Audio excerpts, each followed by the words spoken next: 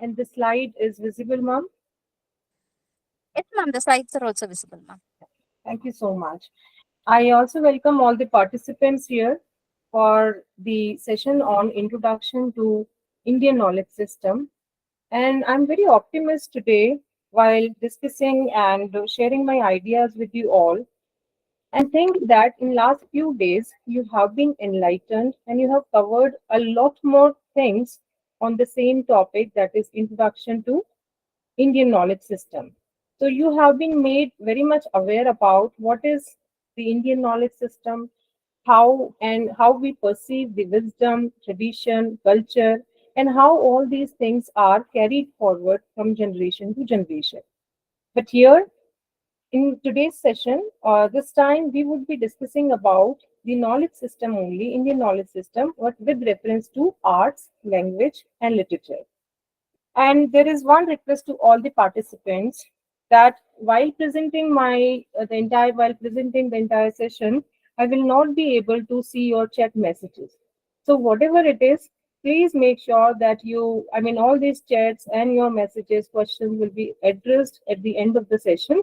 So you may note down your doubts. You may, whatever queries, whatever problems you face, or you think that yes, it needs to be addressed, so we will definitely deal with the same at the end of the session. So going ahead with the session, let's talk about the traditional knowledge system of India. You already know about this, but as it is the protocol that whenever we discuss and whenever we have some presentation, we have to start with the beginning. So in today's session also, I'll be dealing with art, language, and literature. But before that, I will also try to brief you what is IKS, that means Indian Knowledge System, why IKS is required, and what other things, how it can be implemented and how it is going to help the society for in welfare and the betterment.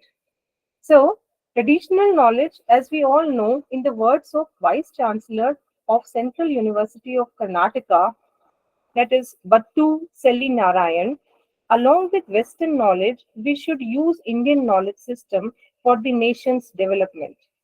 He further advises against looking at the Indian knowledge system with suspicion without reasons.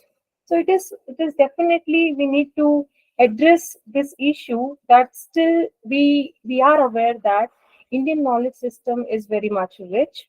It provides us a lot of knowledge, and not only knowledge, it provides us the solutions to our contemporary situations and problems. But despite of knowing the fact, we all are still suspicious about our own system, which is full of wisdom, which is full of all solutions rooted in it. So I think these words of Batu Sali Narayan are going to help us to understand the system more. First, let us understand what is Indian knowledge system. So it is a collective range of Indian knowledge that has exhibited in systematized ways of knowing, starting from the oldest compositions of knowledge, that is the Vedic literature, to the country's native and tribal folklore. The Indian knowledge is spread as a spectrum. Indian knowledge encompasses the foundational knowledge, science, engineering and technology, humanities and social sciences through a structured classification. Yes, IKS has evolved over millenniums so much. So it is not the same. It has also evolved. The culture, the tradition, the custom, whatever we have in our surrounding, they also evolve along with us. So it is not only the development of human species. Along with the human species, knowledge system and the wisdom also evolves itself. In very simple words, we may say that Indian knowledge system teaches us how to inquiry, in what ways we may inquiry, and to what extent inquiry is required, and what solutions can be provided to the same. Next, we may cover here why Indian knowledge system is so important, why we are focusing and why we have gathered here and having a session, being part of the session and listening to people, various resource persons on the same topic. So let's understand all through all these points what why Indian knowledge system is important, why it is so significant to understand.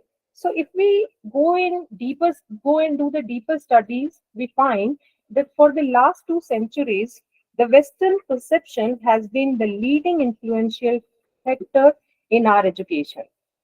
Indian worldview is totally missing in the society. Living with full of means and resources, that has been become the sole objective of current education. So our objective is only to gain the materialistic things. We are surrounded by the similar things and we have become part of this rat race. Whereas the meaningful life or leading the meaningful life is the goal of our Indian education system. This change of direction remains a challenge not only for the students but for all people who are part and parcel of the society. In today's education, organization of knowledge, content, that is what to know, has taken over the best of knowledge. Seeking inquiry, that is how to know, is not there. So I think we all may easily understand this fact when we look around and when we teach students, when we even our own children, we find this that it is what to know. Everybody is after skills, knowing, adapting, acquiring, attaining the skills. Uh, you know what the what knowledge is required to take the degree, but what is the process? So we are not process oriented. This has come the present education system, the Western education system has actually made us completely result oriented. And if I talk about our own Indian education system, Indian wisdoms, Indian knowledge system, that talks about the process. That is process orientation, which is required. And I think that will help us in making and shaping the better future of India. The entire Indian knowledge tradition has always focused only on one thing, and that is how, not the what. Going ahead with the discussion, we may also understand that the advent of new technologies has pushed the humanity into a big trouble. Human existence has been severely challenged. Natural human skills are always in question now. So if you just look around and we find how we have become so much tech savvy, technology has become part and parcel of our life. We cannot even imagine if someone asks us, even if people show us the harmful impacts of technology, we cannot be cannot escape ourselves from that, because that has become a vicious system, a vicious circle, and we cannot come out of that. So what's happening? It is basically technology is not a harm; it is also a boon, but it has put up the life skills and the natural human skills at stake, and that is very dangerous thing. So natural human skills are in question. In order to handle this difficult situation, new skill sets are to be introduced in the new education system. So by understanding all these points, when we reach to the last, that is the new education system, it speaks about one thing, that something, I mean, that the better collaboration is required, and better collaboration of technology or these technical skills as well as the life skills or the human skills. These are needed in present day scenario. Here we have to understand that it is not only the technical skills but the life skills which are also important to use the preserved knowledge of the education. Mere knowledge without any kind of the value system has taken it to its death. Thus, we may say that ancient Indian wisdom plays very important role in this balancing act.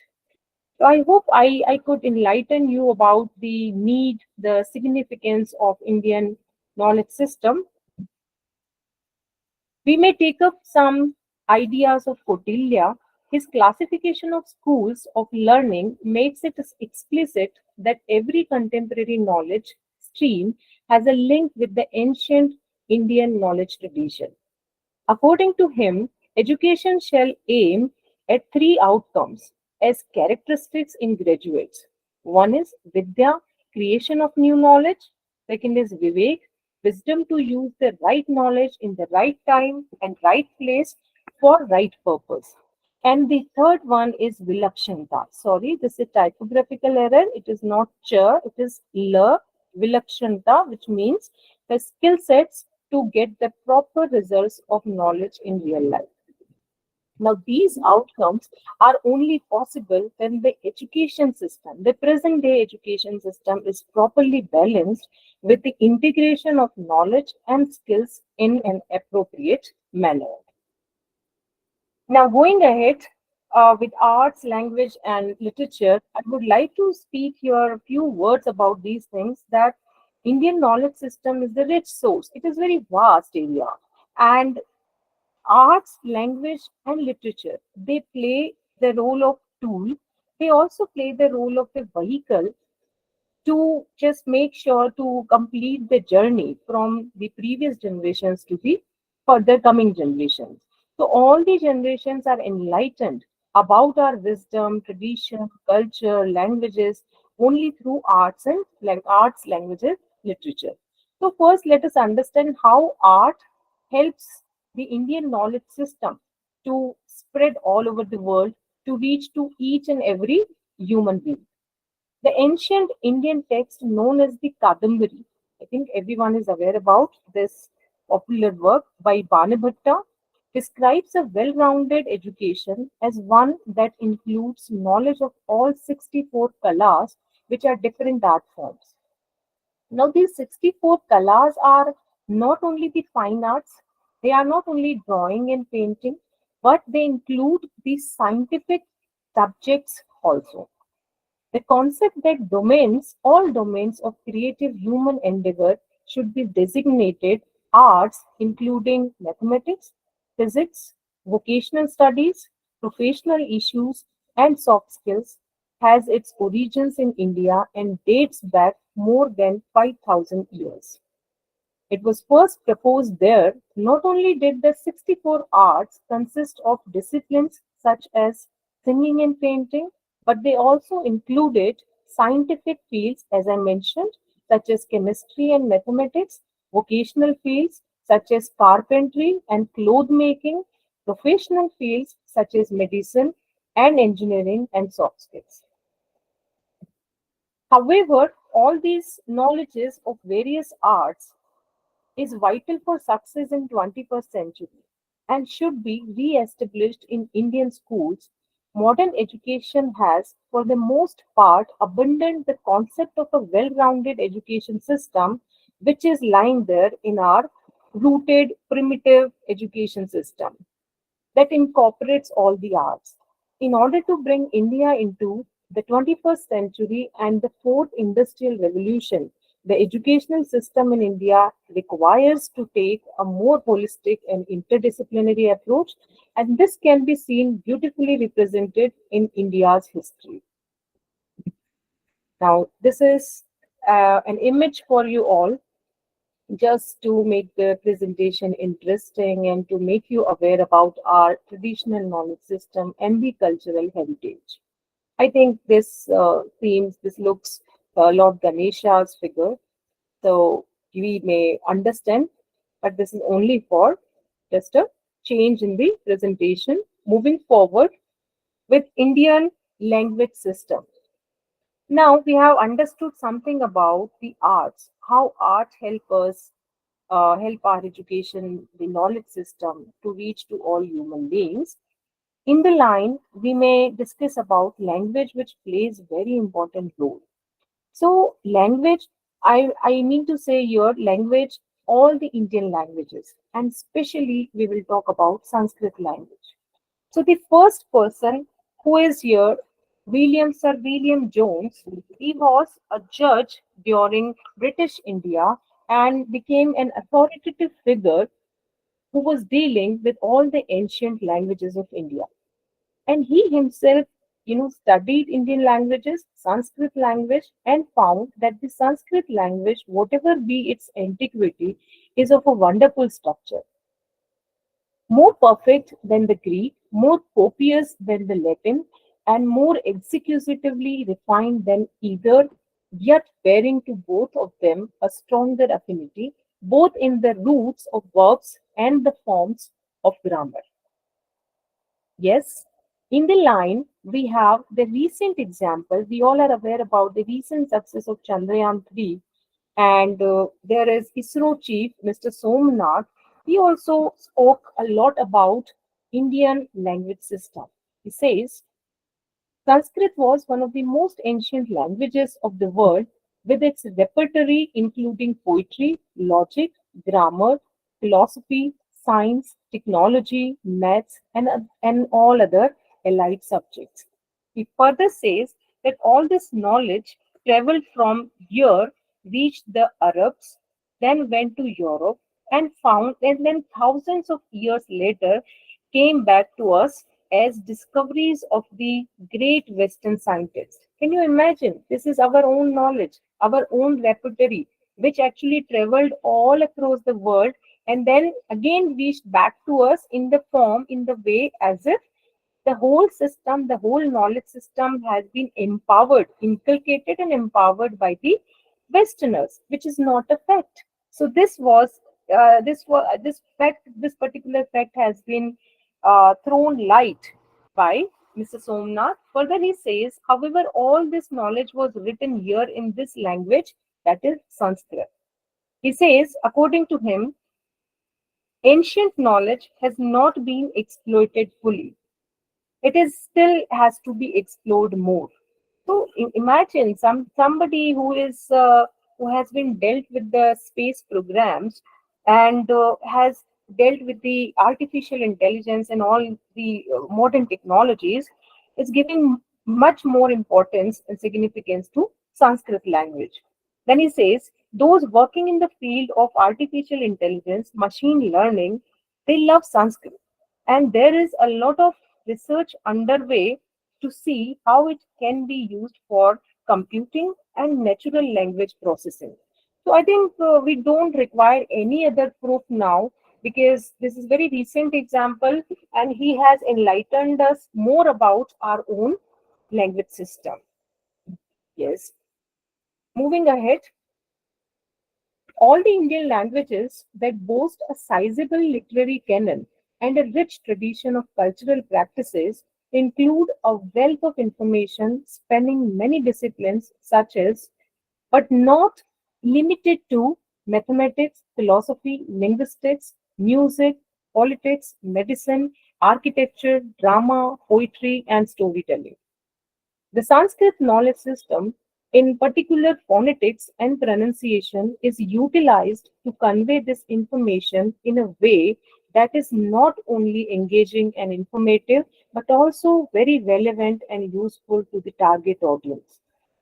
Other than Sanskrit, we have Tamil, Telugu, Kannada, Malayalam, and Odia are just a handful of other ancient Indian languages that have added to India's rich literary tradition.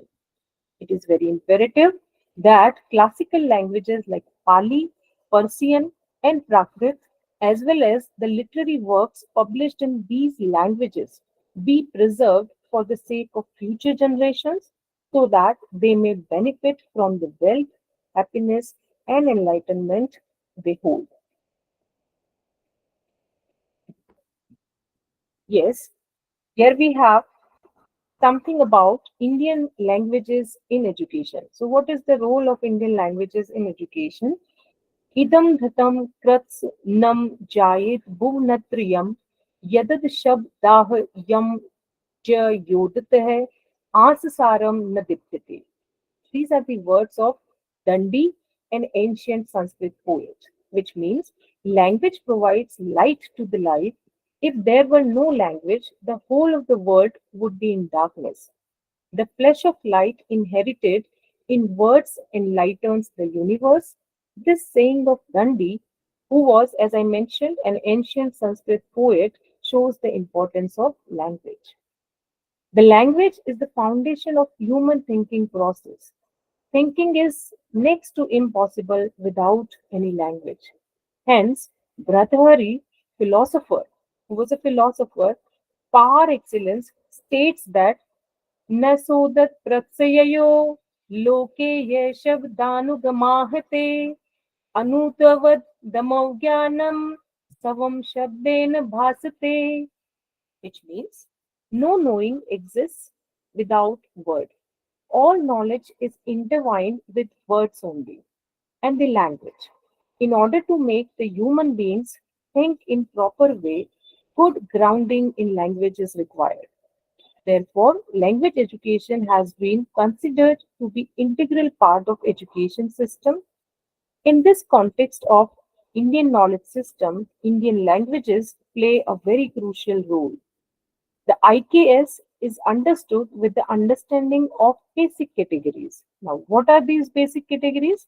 These basic categories of Indian knowledge system are always expressed through Indian language terms. And the discontinuation of Indian language education will make the Indian knowledge system education very feeble and weak. Therefore, a very judicious balance of Indian knowledge system and Indian language education will be made part of Indian education that stimulates quality research leading to the harmonious economic growth. So I think we, through these words of Bhartrhari and Dandi, we have been enlightened what they used to think about language. That no thinking, even I mean, there is a process that first it is thinking, then comes the action. So, thinking, if there is no thinking, no karma would take place. And if no karma happens, then no good will take place. So, this starts with language only. So, it can be the intrapersonal communication, it can be interpersonal communication. In the further slides, we will cover more on this. Here I have tried to just cover, just to give you some words which are rooted in Sanskrit language. Most of these words are the European words. There are so many. When I started researching, I found n number of words, thousand and thousand words. And mostly we may say that all languages words are rooted in Sanskrit language only.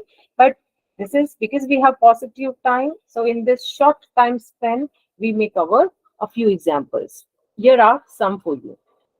Sanskrit word for three, that is trias, is similar to the Latin tres and the Greek tres. Another example, Sanskrit for snake is sarpa, which shares a phonetic link with serpens in Latin. Mata or mother in Sanskrit is mater in German language. I think you are able to check the connection. Den or to give in Sanskrit is donor in Spanish language. Sanskrit for father, that is Pitter, is Pater in Greek and Latin language. Now, a very common word that is banyan, that from banyan came from Hindi bania, ultimately from Sanskrit vanij, which means merchant. Middle English word candy, that has been derived from Sanskrit Khandak. Okay, it is Khandak, or we, in ordinary local regional languages, we call it Khand also, if you heard it somewhere. Old Spanish crimson it traveled via medieval Latin and became cremazinus from, it has also come from Sanskrit kremiza. Now, old French word, there is one old French word that is rice. RIS is the spelling. And Italian riso, okay, and then Latin orizo. Finally, when I researched, I found that they all words came from the Sanskrit word vrehi. So we may say rice. We have a word in English language, rice, and that has its origin in in Sanskrit language only. And the next and the last word, which is very important for all of us these days, rupee, it also has its origin in Sanskrit language, rupeka.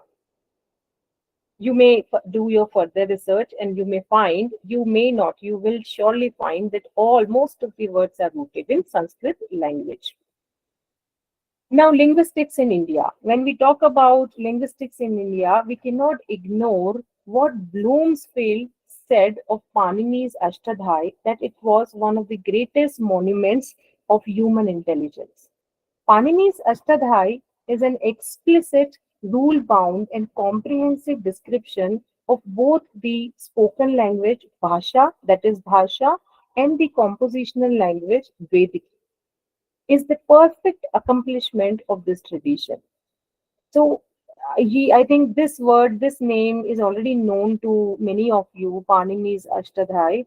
That is a wonderful book on Vyakaran, and all kind of the linguistic evolvement, development, they started after Panini only.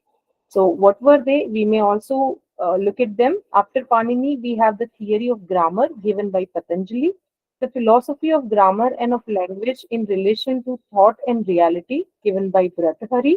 The language of literature was spoken by Bharata through his work Natya Shastra, in which he gave the theory of rasa.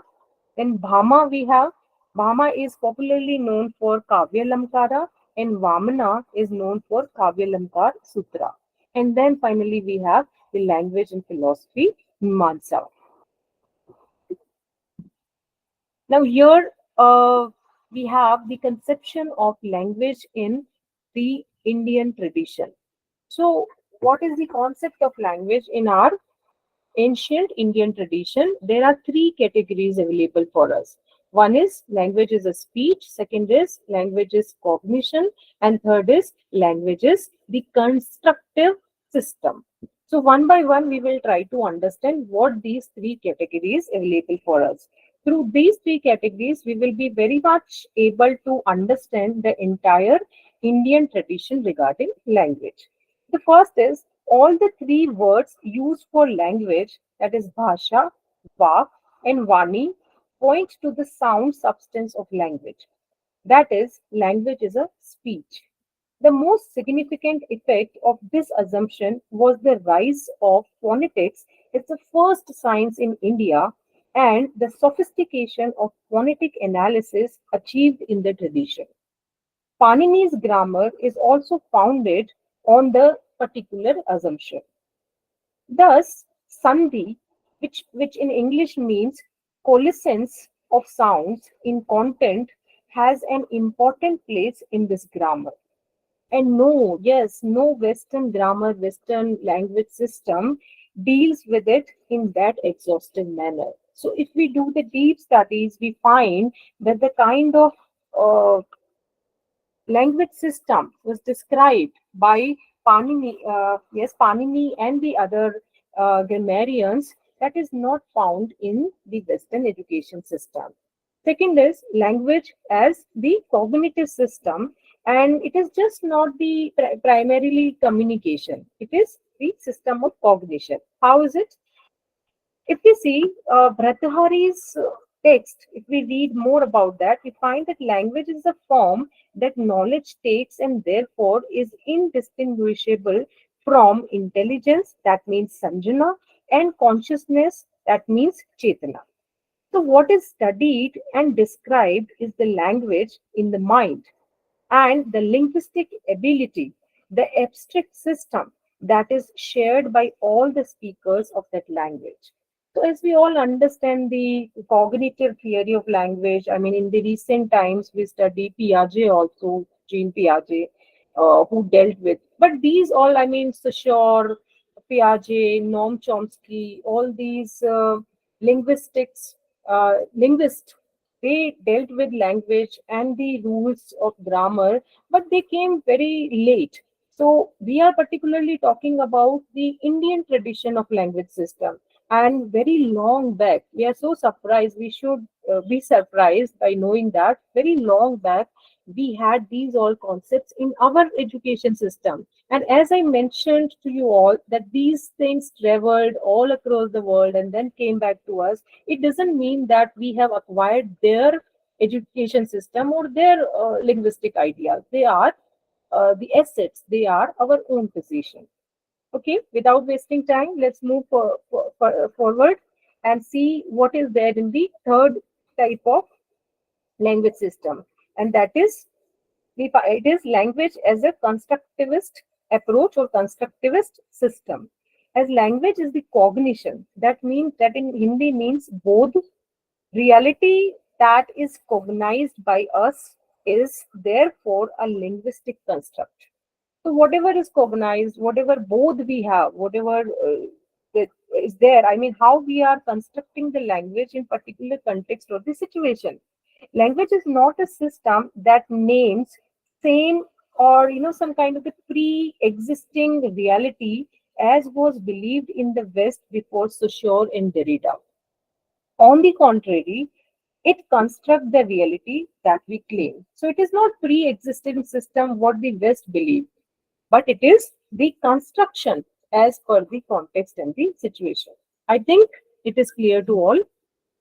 Now again, there is some images for you all of Panini's Ashtadhyayi, Bharata's Natyashastra, Panchatantra stories, and these all are very rich sources of Indian knowledge system, and they provide us a lot of knowledge, which after attaining which we may say yes, we and I would also like to advise everyone to do research by your own and then see, then validate the fact that yes, it is our own wisdom, our own tradition, which is actually coming back to us from some other sources. After discussing about art and language, now we have lined up literature.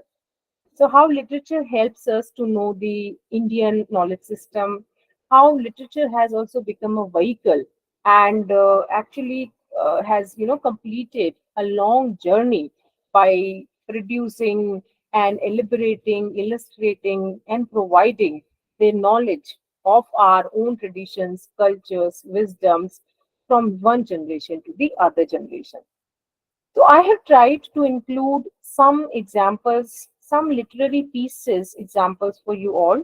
So first of all, let us talk about theme of Indian tradition. So there are so many works which talk about Indian traditions, and let me also come up with the fact that I have not included any particular literary work from other literature.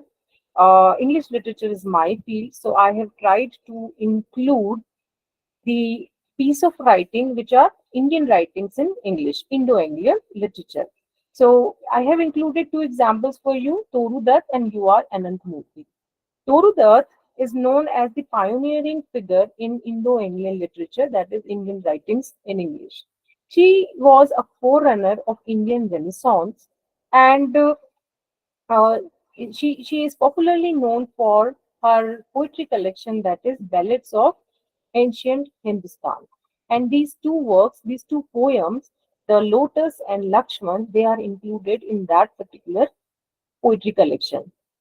In Lotus, this poem, which is a Petrarchan sonnet, Torudat talks about the beauty of the flower lotus, which is known as Sahasradal in Sanskrit language. This is the most beautiful, and this is the queenliest flower, not only in India but all over the world. Then in other poem, Lakshman, she presents beautifully the ideas or the dialogues which takes place between Sita and Lakshman just before the kidnapping act of Sita by Ravana. When Sita asks and requests Lakshman to go to help his brother Rama, he is in true dilemma. Lakshman doesn't understand whether he should stand with his sister-in-law Sita, or he should go and help Rama. So this kind of dilemma, the satirical tone of Sita, and the whole kind of vivid description is described beautifully by Torudat. And I must mention here for you all that Torudat, despite of being a traveler of the different foreign countries, as she went to France, Germany, she studied their literature.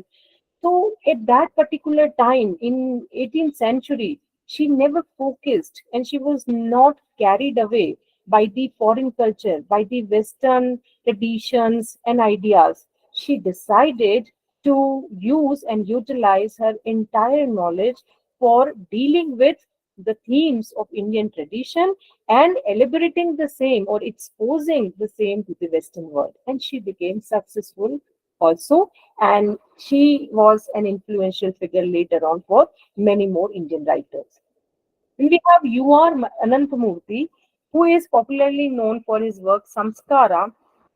This work examines the Indian caste system, culture, religious rules, and traditions, as well as the ambivalent relationship between the handed down cultural values and the new values of the changing world. So this is all about. I cannot deal with all these works in detail because we don't have that much time. So I'm just trying to enlighten you about how what are these works which are dealing with Indian system, Indian tradition, spirituality, philosophy of yoga, and how they are providing us knowledge about our own wisdom and tradition. So just very brief introductions of all these works are being provided by me here. Next is Indian spirituality. There are so many writers who deal with the theme of spirituality, and the first name that comes to our mind is Rabindranath Tagore, who was a poet, a critic, a playwright, who was a philosopher, an educationist, a reformer, and won the Nobel Prize in the year 1913 for his best known work, Gitanjali, for which Dr. Salvapalli Radhakrishnan once said that it is Gita and Gitanjali which are the cornerstones of Indian culture. So, Gitanjali, yes, I have included a few lines of Gitanjali. Basically, it is the spiritual work. It talks about the love for God, Rabindranath Tagore's love for God, and he has beautifully described all these things, the ideas of spirituality in this work. This work published in two languages, that was Bengali and English. Further, we talk about Sir Aurobindo, and just like Rabindranath Tagore, Aurobindo was also an Indian philosopher, yogi, Maharshi. He was a poet, Indian nationalist. He was a journalist also. He remarked that almost all spiritual problems have been briefly but deeply dealt with in the Gita. So his essays on Gita is wonderfully taken up by the whole world. So Gita in further slide we will talk about how many people and what other people have talked about Gita, translated it. So many versions of Gita are available to us, which actually has the problems of, where rightly said by Sir Aurobindo, that has solution of all the worldly problems in it. Then other work of Sir Aurobindo is a very popular work, that is the Life Divine, which talks about Indian philosophy of yoga. So we know that yoga also, again, it is also, I mean, the Western people are talking about the importance and the benefits of yoga, but we know that it was also deep rooted. This was our philosophy, this was our practice system. And in this book, Life Divine, he talks about his philosophy about yoga. According to him, life is the nodus for men where the transcendent, universal, and individual meet together. Life becomes divine by becoming integral, conscious, universal, inner, and very full. Going ahead, we have we have Kantapura by Raja Rao, and in this work, his essential Indian sensibilities well reflected in the Puranic characteristics of his Kantapura, which is a still Purana in fictional narrative. So, Kantapura is a work by Raja Rao, and he talks here about the Puranas and especially the Sthal Purana from Vedas and Puranas. Another work, The Cat in the Shakespeare, it also deals with the Hindu philosophy of karma, how karma takes place, how karma hits one back. So all these things have been dealt with by Raja Rao in The Cat in the Shakespeare. It is a wonderful work to study. If you have time, I think you must read all these works. This will definitely rich your knowledge regarding Indian philosophies. Next is we may talk about the work by Chitra Divakaruni Banerjee, Mistress of Spices. And this work deals with the mystical power of Indian spices. As we all know, Indian spices are very, very integrated part of any kitchen. They are the ingredients used in Indian kitchens. But that is not only the power, that is not only the significance of Indian spices. If we study Banerjee, in Mistress of Spices, we find that they have mystical powers also to heal and to teach people. So, here in this work, she says and she expresses her views that all the kind of traumas, especially the colonial traumas of the Indian immigrants in California, they are healed by the use of Indian spices. So there is a storehouse in California which is run by an Indian woman named Pillow, and she sells out all kind of the spices over there. And whenever she feels that yes, somebody is in trauma, somebody is still nostalgic, somebody is talking and thinking about, homelessness is there, and people think about their past problems and sufferings, she uses spices and heals them. This is also a wonderful work to read. Other work of Banerjee, we have The Palace of Illusions, which is the retelling of epic Mahabharata from the point of view or the perspective of Draupadi. That is also one worth reading book about fiction about Indian knowledge system or Indian mythology, the epic history.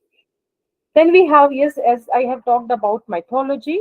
So, mythology, we have many writers, especially Amish Tripathi, Amitav Ghosh, Girish Karnad, they all have been using Indian myths in their works. Amish Tripathi's present trilogy, that is Shiva trilogy, focuses on Indian history and culture, and he presents it in a very modern way. It is very popular mythological fiction of India right now. Amitav Ghosh is also known for using myths in his works. I remembered myth of Ganga Sagar. His very popular work, The Sea of Poppies, which was published in the year 2008, Ghosh uses the myth of Ganga Sagar there. In his recent, very latest work, Jungle Nama, he talks about the myth of Bone Bibi. And this myth of Bone Bibi, that is the lady of jungle, is very popular there in the Sundarban. When we talk about Amitav Ghosh, we should know Sundarban because he has so much dealt with Sundarban area. So this Bone Bibi myth of Sundarban is used by him in this work to prevent the ecological disaster. Actually, there is a saying or there is a myth that a demonic beast resides in Sundarban who is known as Dukhin Rai.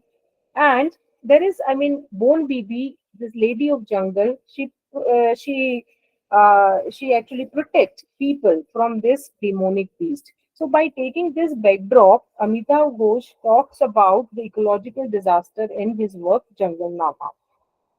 Then we have Girish Karnad. He is a man of mythology. He has used different kinds of myths, and especially most of his myths are from Mahabharata. Yayati also, he uses Yayati myth from Mahabharata. It deals, and this particular work deals with the theme of human relationship, sexual relationships, power politics, and violence. In other work of him, Fire and the Rain, he uses the myth of Yayakri from Mahabharata. Yes, I remember one more work by Girish Karnad, and that is Hai Vadna. And in Hai Vadna, he uses the theme of Indian tradition, Sarit Sagar. Sarit Sagar, he has used as a backdrop for Hai Vadna. Now, moving forward, in the words of Professor Hopkins, the classical India is much more than the combined literatures of Greece and Rome. Further, we have William Walsh, who also spoke the similar ideas in his book Indian Literature in English, that Gurudev Rabindranath Tagore, Aurobindo Ghosh, and Swami Vivekananda constituted the spiritual and religious antithesis of India abroad. Sarojini Naidu, better known as Nightingale of India, is also considered as Indian Goethe and Keats. Goethe was a German writer, Keats was a British poet. She says that she also speaks about Indian philosophy, but in a very, very musical and melodious way. She says, "We will conquer the sorrow of life with the sorrow of songs." Now, as I mentioned in the previous slides, that I have included some lines for you all about Tagore's mysticism. Now, Tagore, in this particular line, in this particular poem on patriotism, he says, "Where the mind is without fear and the head is held high." In this poem, he especially talks about the patriotic ideas, his nationalistic feelings about India, and how, what kind of India he imagines in future. Further, he says, uh, talks about nature, talks about the divinity, and he says, "Go where the tiller is tilling the land." And his love for divinity, love for God, spirituality comes before us in these lines of Gitanjali, where he says, "O God, you are within me and without me. O God, you are above me and behind me. Whatever I have left behind is not necessary for me. Whatever I collect now is useful for me. O God, stay with me, behind me, around me." Think these lines always opens a very different kind of mystical world for me, and I think you also feel the same. So my suggestion to read Gitanjali once in your life, it will definitely fill you with the proud and appreciation for your own traditions, cultures, and the knowledge system. Moving forward, we have some names here who translated Bhagavad Gita. Now, the Bhagavad Gita is a prominent work and very rich source of Indian wisdom. We don't say this. Many people, from generations to generations have expressed these views, and presently Bhagavad Gita has been used in the management studies because all kind of the problems, all kind of depressive ideas are given solutions in Bhagavad Gita only. So we can understand why this work is so important because it was written long back, thousand and thousand years back, but it has its contemporary relevance till now, and especially in post-COVID time.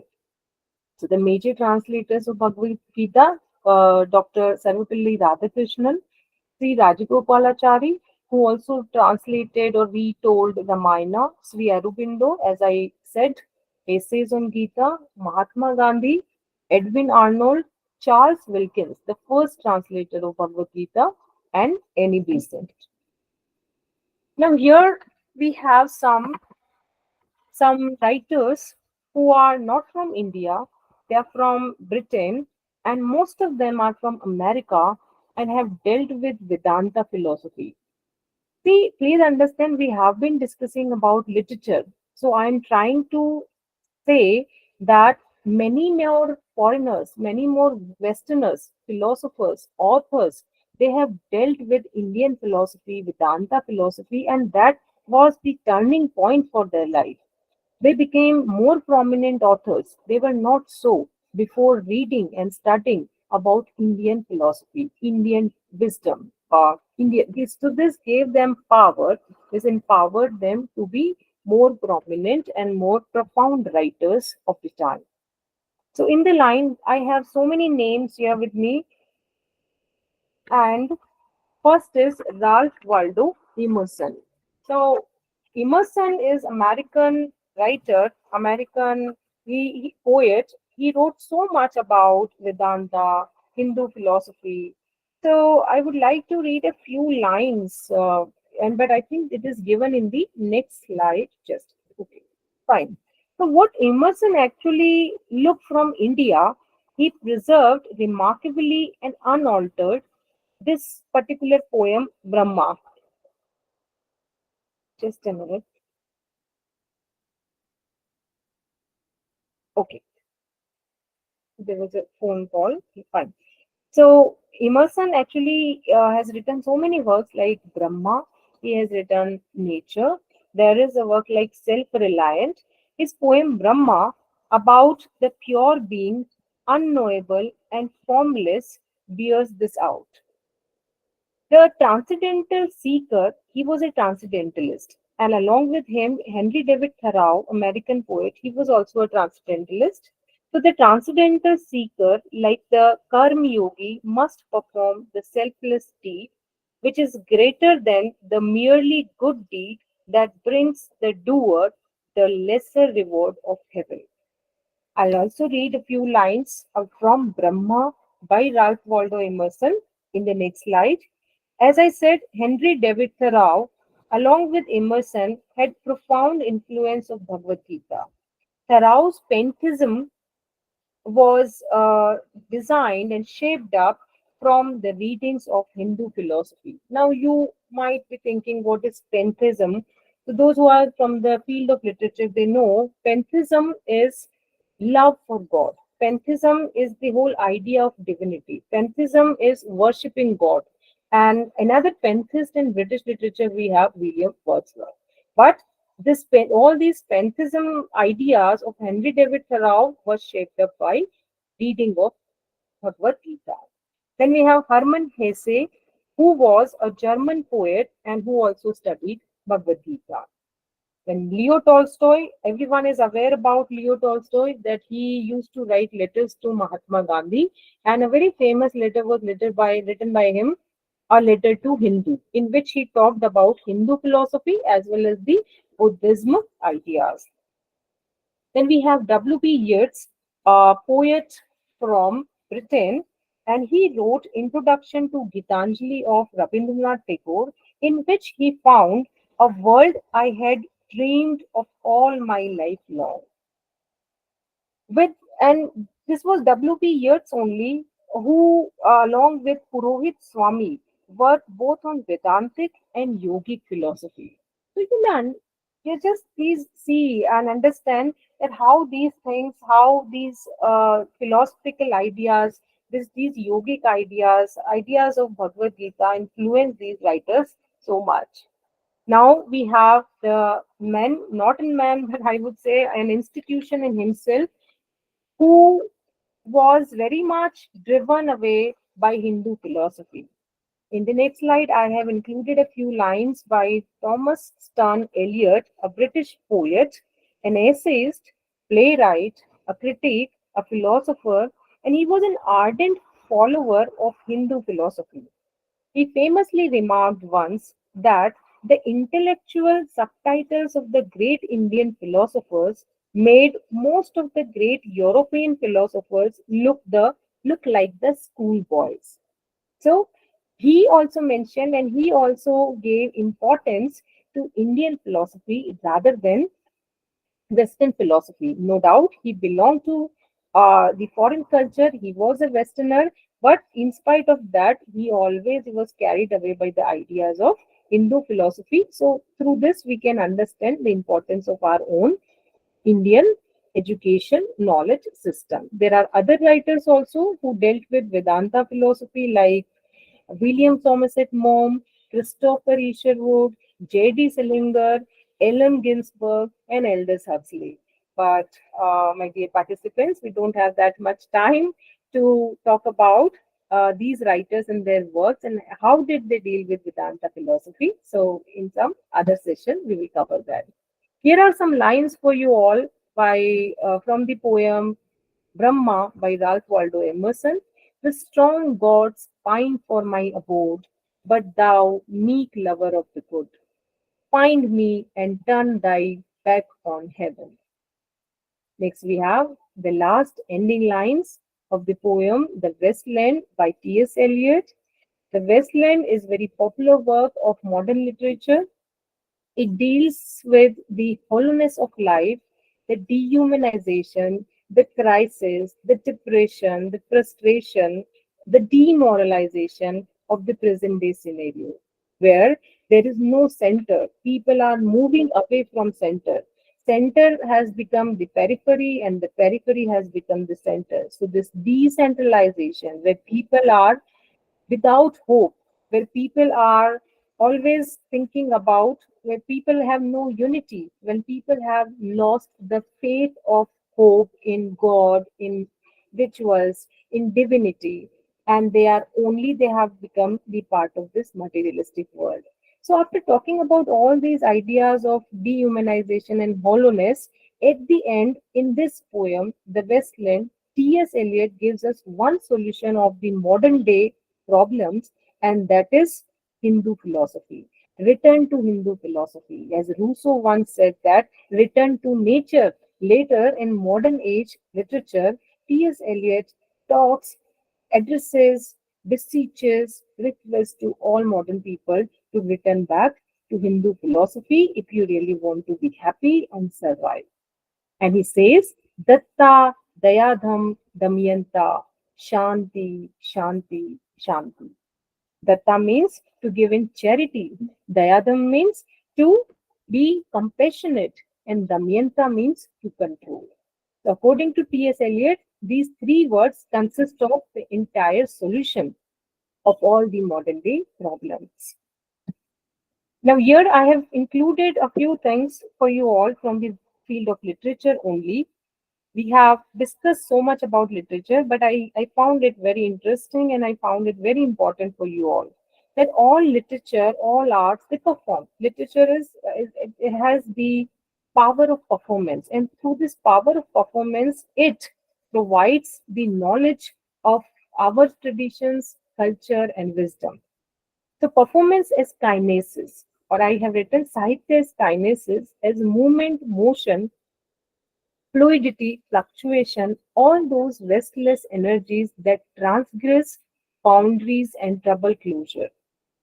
Along with the aim to entertain, sorry, it works to heal, teach, persuade, and to deal with the sacred or the demonic. Here we have very important words said by Augusto Boal, who says that while some people make theater, we all are theater. Yes, we all are moving performers. And I'm so sorry. Through our performances, whether they are the stage performances, they are the reading performances, they are the performances through written communication, or any particular means, we reach to the minds of people. We have the power. Sorry, just a minute. Let me drink some water.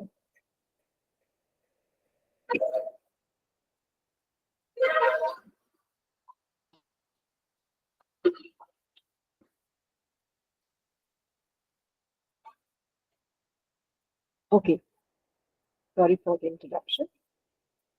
So through all these performances, we are capable of bringing forth the ideas about our own knowledge system and make it more reachable and accessible to the coming generation.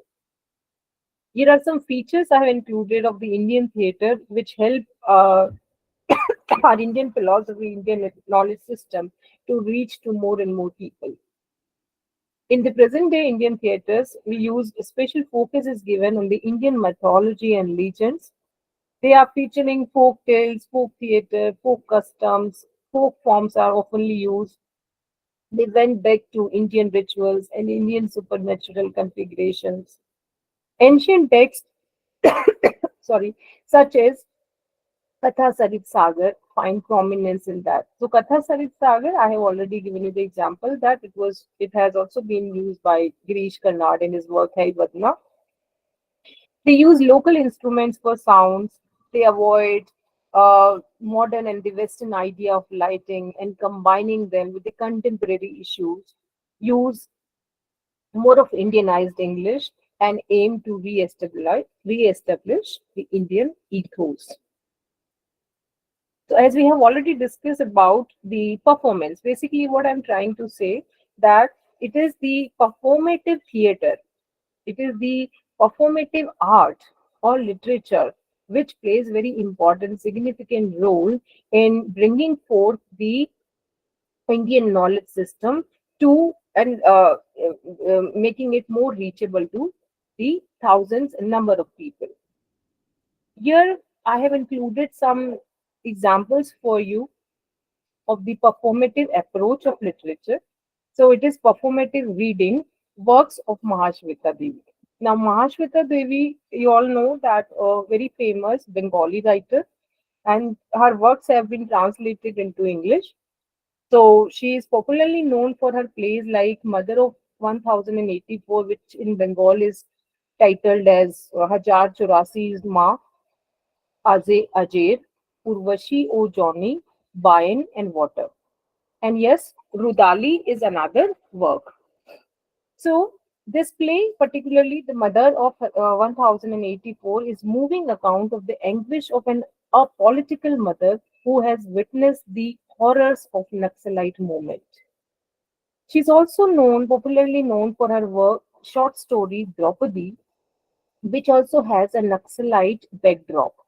And this Draupadi, a character of the short story of Majvita Devi, has a resemblance or has similarities with the epical character Draupadi from Mahabharata. The kind of sufferings, the kind of abuses which were faced by Draupadi in Mahabharata. Similarly, in this short story by Mahashweta Devi, this Draupadi character has been brutally raped, abused, molested, and she has a lot of sufferings.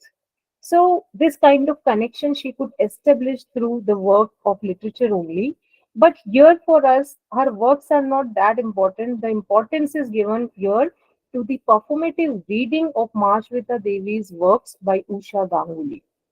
And the way she reads out her works, the lines, the pronunciation, that penetrates to the minds, to the hearts of audiences, and that leaves the indelible and the everlasting impact on the on audiences who can never forget that and carries that wisdom along with them.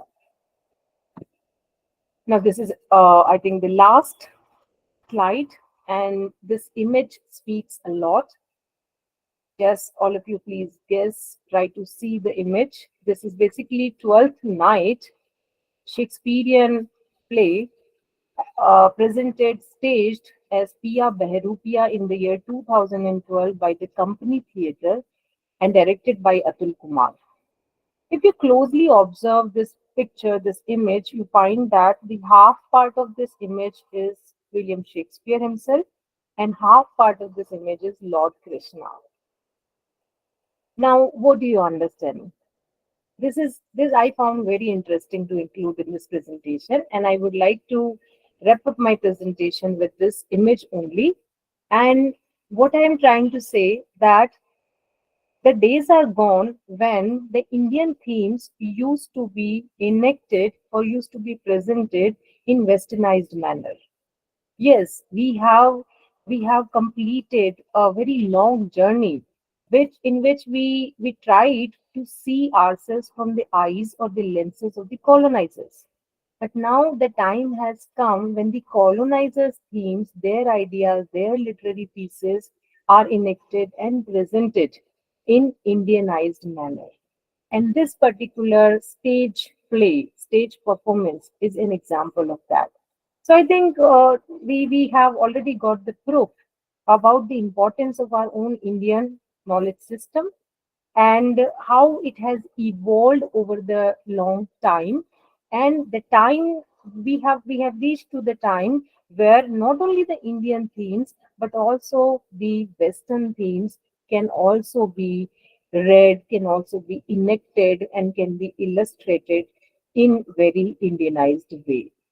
So, with this, I would like to complete my session by saying this: Om Purnamadah Purnamidam Purnat Purnamudachyate Purnasya Purnamadaya Purnamevavashishyate. Thank you all. Thank you so much.